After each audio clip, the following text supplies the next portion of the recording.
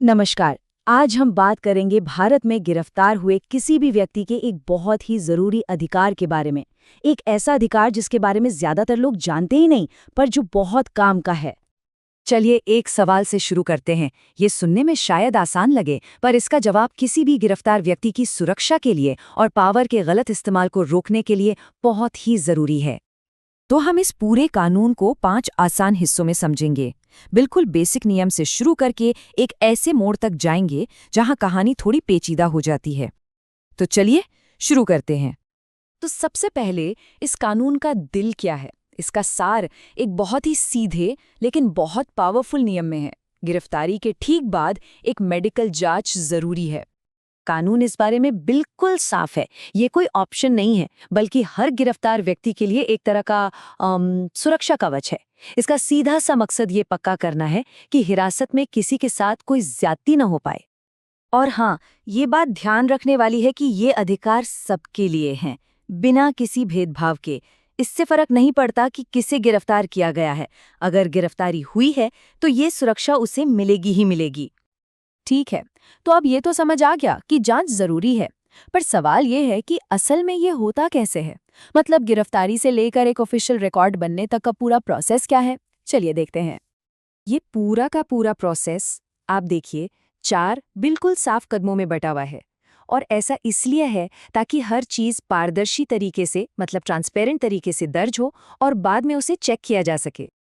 अच्छा, पर एक और सवाल उठता है कि इस जांच को वैध कैसे माना जाएगा? क्या कोई भी ये जांच कर सकता है? नहीं। इसके लिए भी कानून साफ तौर पर बताता है कि ये जांच कौन करेगा।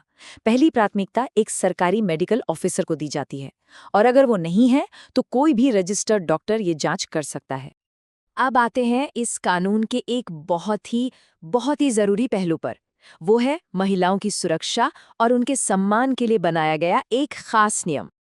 ये नियम बहुत ज्यादा जरूरी है। ये पक्का करता है कि एक महिला की जांच पूरी गरिमा और सम्मान के साथ हो। इसीलिए कानून कहता है कि किसी भी महिला की जांच या तो कोई महिला डॉक्टर ही करेगी या फिर किसी महिला डॉक्टर की देखरेख में ही होगी। ठीक है, जांच हो गई, पर सिर्फ जांच करा लेना ही तो काफी नहीं है ना। उसका एक पक्का सबूत, एक रिकॉर्ड भी तो होना चाहिए। और बस यहीं पर मेडिकल रिपोर्ट का रोल आता है। ये रिपोर्ट महज एक कागज का टुकड़ा नहीं होती, ये एक बहुत बड़ा सबूत है। इससे साबित हो सकता है कि गिरफ्तारी के वक्त व्यक्ति के शरीर पर चोट के निशान थे या नहीं, और इससे ये भी पता लगाने में मदद मिलती है कि चोटें हिरासत से पहले लगी थी या हिरासत के दौरान।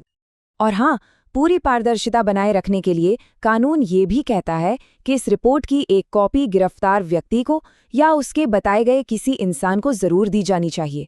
ये उनके कानूनी बचाव में एक बहुत बड़ा हथियार बन सकती है।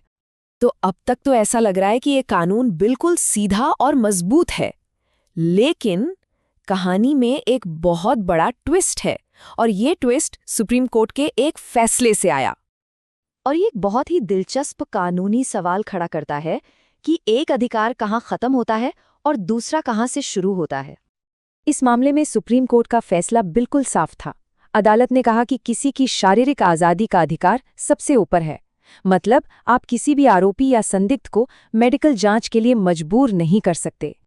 इसका सीधा सा मतलब ये हुआ कि मेडिकल जांच का अधिकार जरूर है, लेकिन ये किसी व्यक्ति के शरीर पर उसकी मर्जी के बिना कोई प्रक्रिया करने की इजाजत नहीं देता। और अगर किसी से जबरदस्ती की जाती है तो वो इंसान कानूनी तौर पर आत्मरक्षा के अधिकार का इस्तेमाल करके उसका विरोध भी कर सकता है। वो ये हमें एक बहुत ही गहरे और विचार करने वाले सवाल के साथ छोड़ जाता है कि जब किसी की सुरक्षा का अधिकार उसी के इनकार करने के अधिकार से टकराता है, तब क्या होता है।